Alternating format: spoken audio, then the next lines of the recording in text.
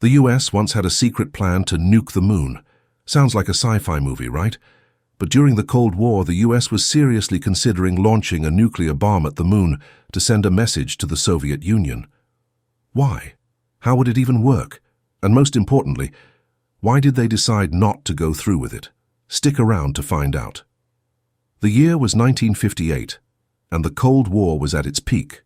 The Soviet Union had just launched Sputnik, the world's first satellite, shocking the US and proving that the Soviets were ahead in the space race. The American government needed a way to strike back, not with war, but with awe-inspiring power. Their solution? Project A119, a top-secret plan to detonate a nuclear bomb on the moon.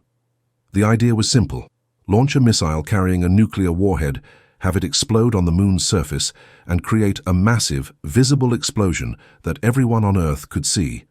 The goal? 1.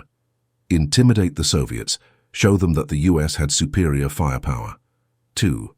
Boost American morale. After Sputnik, the US needed a big, flashy success. 3. Study the effects of nuclear explosions in space. Because science. One of the scientists involved in the project was none other than Carl Sagan. Yes, the famous astrophysicist. He was tasked with calculating how the explosion would behave in low gravity. The plan never went ahead, and for some very good reasons. A nuclear explosion in space wouldn't look as dramatic as expected. Without an atmosphere, there would be no fireball, just a weak dust cloud. Fallout risks. If something went wrong, radioactive debris could potentially drift back to Earth. The idea was just insane. Blowing up the moon? Not a great look for humanity. In the end, the US scrapped Project A119 and focused on getting to the moon instead of destroying it.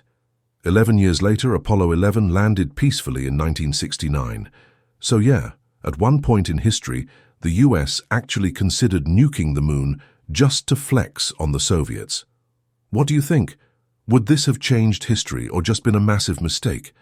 Let me know in the comments, and don't forget to follow for more mind-blowing history.